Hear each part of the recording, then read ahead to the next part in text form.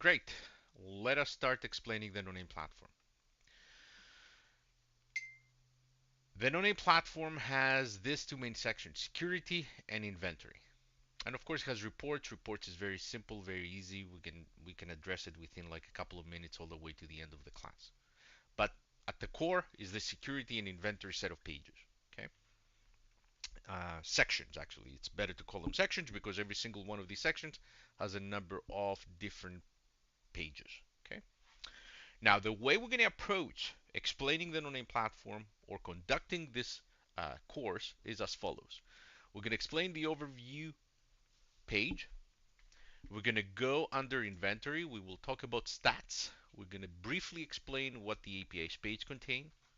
Then we will go under settings. We're going to explain all these different pages. And we can close this getting started. Got it. Before we revisit the security pages and the inventory pages. Okay. The reason why I would like us to approach it this way is there are information under security and inventory that are only understood once we conclude the configuration, the settings. Okay. So that's the primary reason why we're going to talk about. That's the primary reason why we're going to follow this approach. Okay. All right. Let's begin with overview. Overview, it's a bird's eye view of the security vulnerabilities that the no-name platform has discovered. Okay. At the very top, you see the findings by severity. You see the attackers or the attacker groups and the different attackers per group. And you also see a classification of every single vulnerability that the no-name platform has detected across OWASP. OWASP API Security Top 10 2023. Okay. Actually, we display both frameworks, 2023 and 2019. If you do not know what OWASP is, you need to start learning it. Okay. OWASP. There it is. Okay.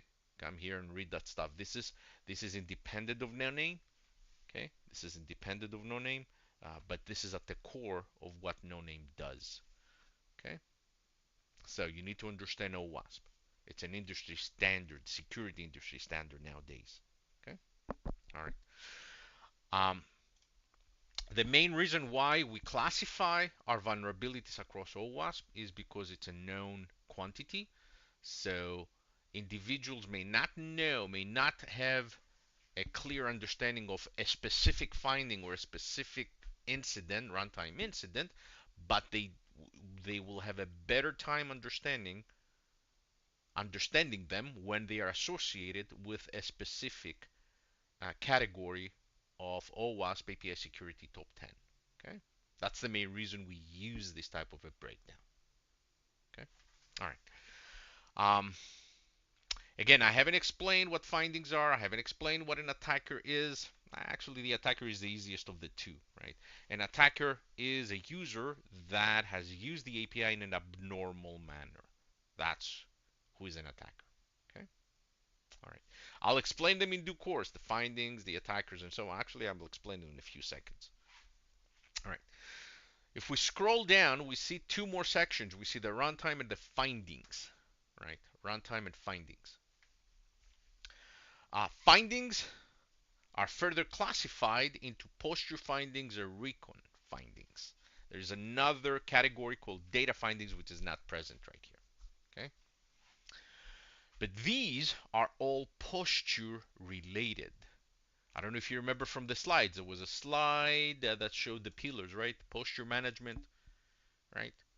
Do we have any misconfigurations in our ecosystem that is executing our APIs, right? So that's what findings is all about, right? This is what findings is all about. Look at this. Internet-facing host supports weak TLS cipher suites, right? That's a misconfiguration. Somebody installs a certificate and it's making use of the of weak TLS cipher suites, right? Another misconfiguration, an API accept an expired JSON Web Token, right?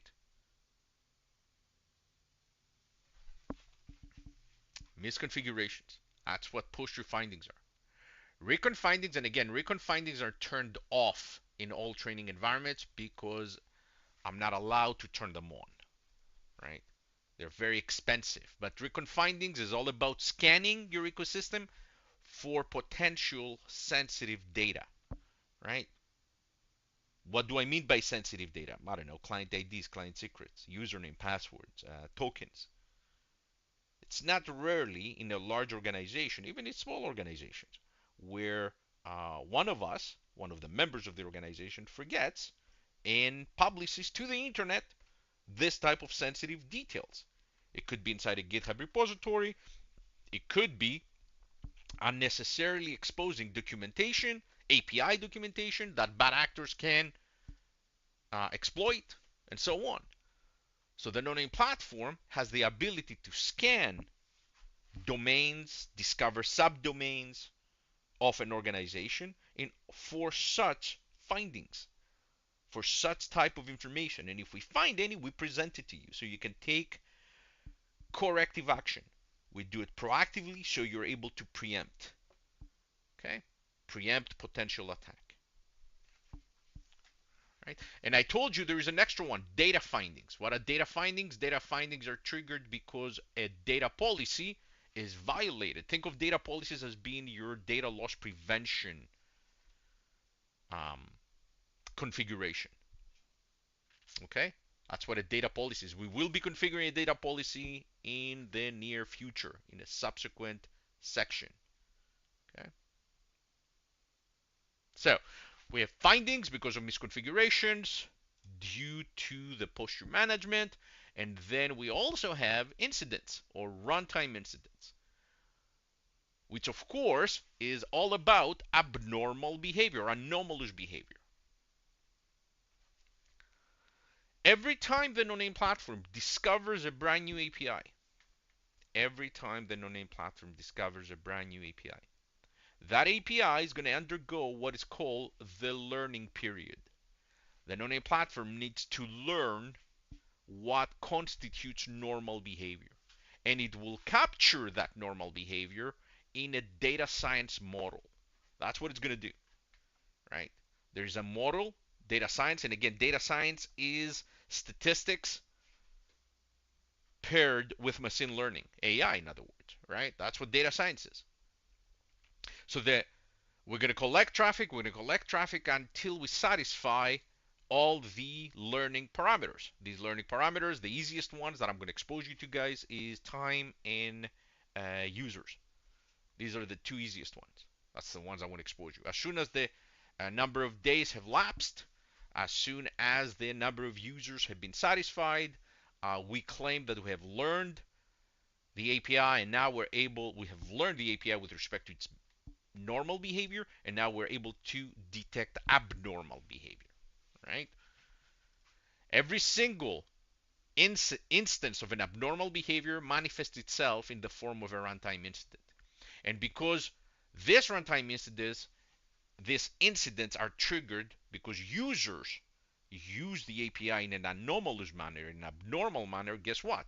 We also organize those incidents against the users who have triggered them. In other words, the attackers, right? The attackers. Okay, that's why you see attackers right here. We have 3 attackers in the last 30 days, and so on. Okay, and again, this list down here, what you see down here, may change over time. These graphs, as I mentioned earlier on, simply because the time has lapsed. So you may see a flat line going all the way to the top. Okay, and again, it shows the last 30 days. So in the last 30 days, you may see a flat line all the way to the bottom after the 30 days have lapsed. And again, I triggered those incidents 2 days ago, April 25th. Okay, keep all that in mind. Now, an important distinction between runtime incidents and findings. Sometimes I'm going to be calling these just incidents, so that we can get past that extra runtime and so on, right? So an important distinction between incidents and findings is that incidents may have false positives. Machine learning, my good people, is not deterministic. Again, I told you we're building a data science model, right? What do we use to build a data science model? Machine learning, right? So we can capture normal behavior. There are scenarios where we may have false positives. On the other hand, in findings, the chance of a false positives is rare to non-existent. And I understand this is a very strong statement,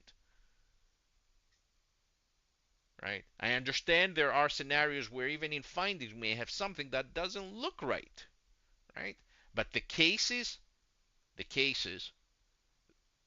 scenarios that this may happen are very rare, right? And I do have some examples where this has happened, and it has nothing to do with the actual finding. It had to do with the interpretation, right? So beyond our scope, I don't want to get into this rabbit hole. We're just going to move on. The only thing you need to take with you, findings, all the findings, whether they're data, whether they're recon, whether they're posture, right? The the the chance that you may have false positives, zero to low, very low to non-existent. Okay. On the other hand, runtime incident may have false positives. Let me give you a scenario when we may have a false positives. Okay. So during the learning period, we have captured, like we have satisfied the number of users, we have satisfied those learning parameters, right? The number of users, we have satisfied the amount of time, and all of a sudden, we learned the API, and all of a sudden we have an abnormal use case, a use case we haven't seen before, right? We haven't captured. So the no-name platform is going to trigger an incident, okay? And that incident is going to manifest itself on this page, on all the other pages, and so on. And this is a legit case. It's an actual legit case, but it's an edge case. We didn't happen to see it while we were learning the API, right? So what are we going to do? Well, there are ways in the no-name platform to accommodate for this. If you have edge cases we didn't capture or the no-name platform did not capture during the learning period, you can go ahead and you can tell the no-name platform, hey, listen, this is a legit use case. I want you to add it to the model, to the learned model that captures the normal behavior of the API. Okay? How can you do that? By the way, every single link that you see right here is clickable, right? So if I go ahead and I select this total incident, it's going to take me under runtime, the incidents page, and I'm going to show you how you can do that. So if I go and I select one of these and I go to the status, there's an option called false positive. Okay? So if you have an incident, a runtime incident, and it's part of your legit use cases, it's normal behavior, but you didn't happen to see it while we were learning that normal behavior, you can come in here and set it as false positive. This is going to tell the no-name platform this is legit, added to the model that captures normal behavior. Okay? We're going to see the other statuses as we go along with the course. For the time being, that's the only thing you need to take with you. And I'm going to go back to the overview. The last thing I'm going to mention to you is that every single one of these diagrams, you can move them. Like I can grab this, move it down here.